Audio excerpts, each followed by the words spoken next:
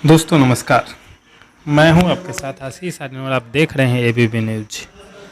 आज हम देश में और बिहार में जो स्थिति है उसके बारे में हम आपको कुछ बताना चाह रहे हैं।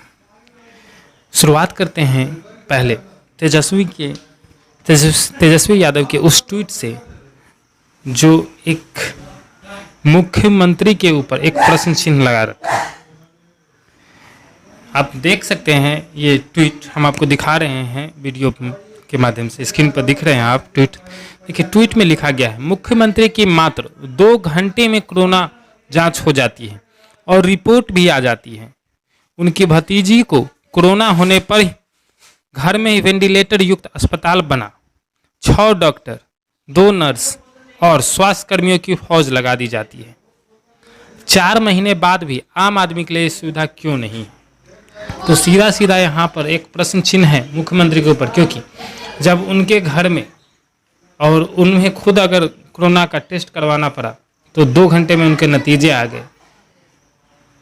लेकिन जो बिहार के गरीब मजदूर हैं, शोषित वंचित लोग हैं, उनका जो कोरोना का टेस्ट होता है वह हफ्ते हफ्ते लग जाता है, 2-2 दिन लग जाता है, तब जाकर रिपोर्ट आती है। और उनके लिए वेंटिलेटर की व्यवस्था नहीं है। यानी कि आप देख सकते हैं कि इस महामारी में भी कैसे भेदभाव किया जा रहा है गरीब जनता के साथ। तो ये तो पहला मुद्दा हो गया बिहार के चुनावी का। दूसरा मुद्दा है नित्यानंद राय जी का। आप ट्वीट देख सकते हैं, 16 घंटा पहले ट्वीट किए उन्होंने। मैं ट्वीट को आप देख सकते हैं स्क्रीन पर, ये ट्वीट आपको नज़र आ रहा होगा। हम आपको इस ट्वीट को पढ़कर सुनाते हैं। प्रदेश कार्यालय में पार्टी के महिला मोर्चे के प्रदेश कार्य समिति की वर्चुअल बैठक के समापन सत्र में शामिल हुआ। बैठक में प्रदेश के सभी क्षेत्रों के मोर्चे के पदाधिकारी एवं कार्यकर्ता ने उत्साहपूर्वक हिस्सा लिया। इन्होंने कह रहा है कि प्रदेश के सभी युवा कार्यकर्ता और पदाधिकारियों ने इसमें भाग लिया। लेकिन मैं आपको आपको यहाँ पर एक चित्र आपको दिखाना चाहूँगा। आपके स्क्रीन पर एक फ़ोटो दिख रहा होगा जिसमें एक पेपर का कटिंग मैंने आपको दिखाया है। इसमें दिया गया है, दियारा मोड़ से डुमरी जाने वाली सड़क कीचड़ में तब्दील, परेशानी हो रही है लोगों को। इस पर मैंने एक वीडियो भी बनाया था आपको, क्योंकि दियारा मोड़ पर ही एक घटना घट गई थी जहाँ पर एक टेम्पो के ऊपर एक ईंट लोडेड ट्रैक्टर चढ़ गया था। लेकिन उसमें खैर नुकसान की कोई बात नहीं हुई थी। लेकिन जो यहाँ पर आप इस ट्वीट में जो नित्यानंद राय जी का ट्वीट है उसमें आपने देखा कि सारे कार्य का समीक्षा ले रहे। तो यही समीक्षा ले रहे हैं नित्यानंद राय जी कि एक सड़क भी अभी तक नहीं बनवा पा रहे हैं और बोलते हैं कि सभी चीज़ का कार्य समिति के द्वारा अच्छे से क्रियान्वयन किया जा रहा है। नित्यानंद राय जी, मैं आपसे कहना चाहता हूं कि आपका कोई भी काम जमीनी स्तर पर नहीं हो रहा है। खासकर मोहनपुर मोहद्दीनगर पथ पर, महनार मोहद्दीनगर पथ बोल सकते हैं, आपने कहा था कि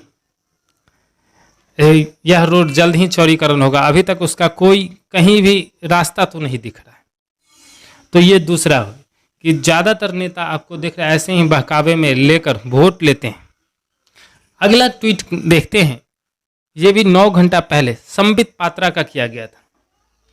इस ट्वीट को हम पढ़ते हैं क्योंकि ये ट्वीट और ज़्यादा महत्वपूर्ण हो जाती है क्योंकि बिहार में अभी चुनाव है। इस ट्वीट में संबित पात्रा ने लिखा है, क्या हमने कभी सोचा था कि अनुच्छेद 370 हमारे जीवन काल में हट जाएगा? प्रधानमंत्री श्री टैग करते हुए नरेंद्र मोदी जी को उन्होंने लिखा है, प्रधानमंत्री श्री नरेंद्र मोदी जी ने असंभव को संभव करके दिखाया है, उन्हें कोटि कोटि धन्यवाद। भाई प्रधानमंत्री जी हैं, वो उनका काम है, उनके साथ देश के 130 करोड़ जनता है, जो सही होगा वो करेंगे। लेकिन यह मुद्दा बार बार ही क्यों चुनाव के समय? जो बात खत्म हो गई है उसे उजागर करने की क्या जरूरत है? 370 हट गया, राम मंदिर बनने का काम चालू हो गया, तो आप उस मुद्दा को क्यों लेकर आ रहे हैं? यानी कि सीधा सीधा आप देख सकते हैं इस ट्वीट से यह अनुमान लगाया जा सकता है कि बिहार में इस बार बीजेपी अगर किसी प्रकार से सत्ता में आना चाहती है तो उनका मुख्य मुद्दा 370, 35 से और राम मंदिर का ही फिर से होने जा रहा है। अगर यह नहीं होता तो इस प्रकार का ट्वीट बीजेपी की ओर से नहीं डाला जाता। अगला ट्वीट है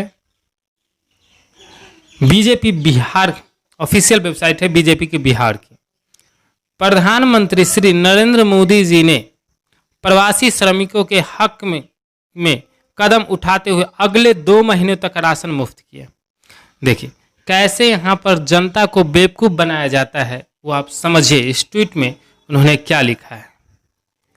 इस ट्वीट से उन्होंने यह जानकारी दी कि अगले 2 महीने तक बिहार में प्रवासी श्रमिकों को राशन मुफ्त में दिया जाएगा। इन्होंने यहाँ पर यह जिक्र नहीं किया कि कितना राशि दिया जाएगा।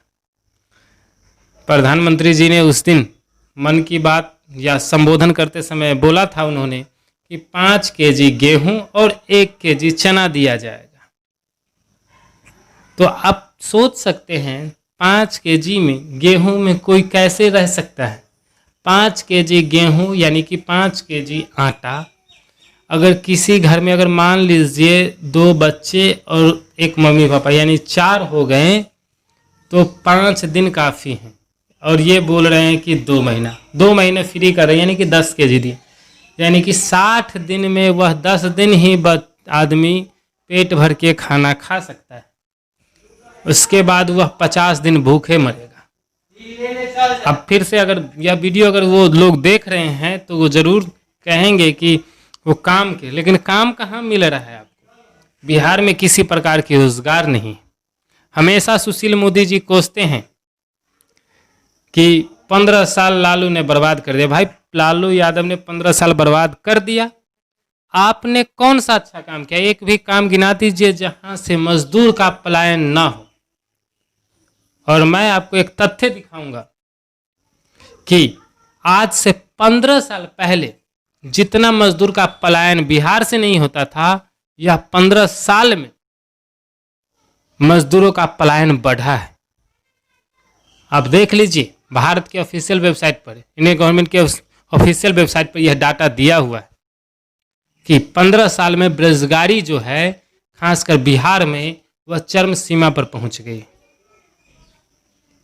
इस ट्वीट में बीजेपी बिहार में आप देख सकते हैं बीजेपी के कार्यकारी अध्यक्ष, बिहार के उप मुख्यमंत्री और बीजेपी बिहार के प्रदेश अध्यक्ष संजय जायसवाल जी भी हैं और इन्होंने इस ट्वीट के माध्यम से ये सारे बात लिखा है। देश भर में सभी प्रवासी श्रमिकों को अगले 2 महीने तक मिलेगा मुफ्त राशन। ये सरासर झूठ है।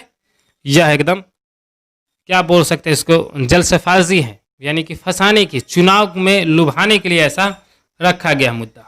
दूसरा है NFSA राशन कार्ड या राज्य की राशन कार्ड लिस्ट में नाम न शामिल होने वाले को मिलेगा लाभ।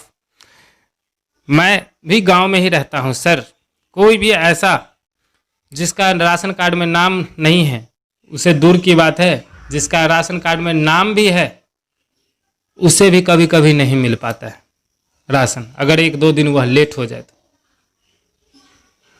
आपकी सरकार 15 सालों में कुछ नहीं किया अभी तक।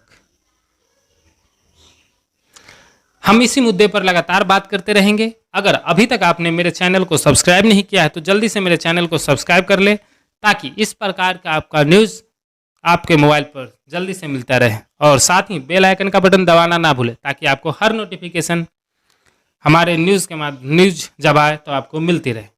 धन्यवाद।